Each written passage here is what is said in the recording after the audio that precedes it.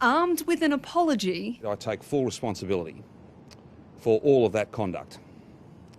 That's what the top job is all about. And I apologise for it.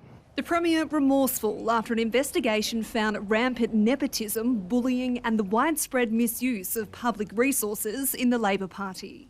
Some of this behaviour is just shameful and an absolute disgrace. The joint IBAC and Ombudsman report into the use of taxpayer funds laid bare by 60 Minutes 2 years ago Try not to get people know that payment stuff, no one. found Labor MPs turned a blind eye to branch stacking and the forging of signatures, particularly in the moderate faction.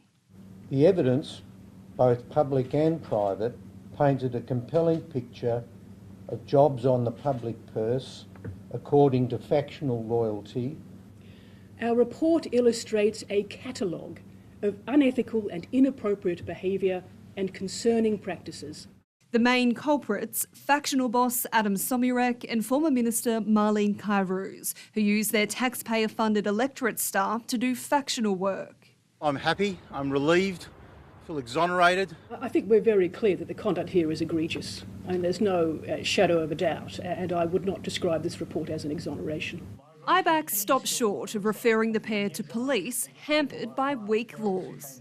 We criticise a legislative framework that provides few, if any, consequences for abusing public resources. The report was scathing of how little had changed since a 2018 report which found Labor misused taxpayer-funded staff to campaign in the 2014 election. It seems that the Red Shirts inquiry was not a sufficient wake-up call for Labor. Daniel Andrews is among dozens of witnesses who gave evidence to the inquiry in private. All of this egregious behaviour happened under his watch, but despite that, he insists he's still the best person to rebuild the party's culture and will introduce new laws to tighten memberships for all political parties. They shouldn't apply to just one political party, they should apply to all political parties.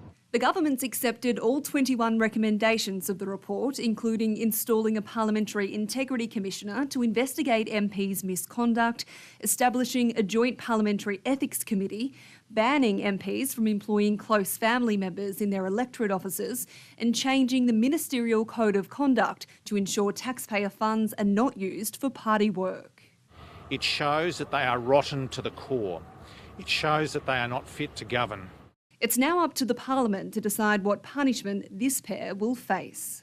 Bridget Rollison, ABC News, Melbourne.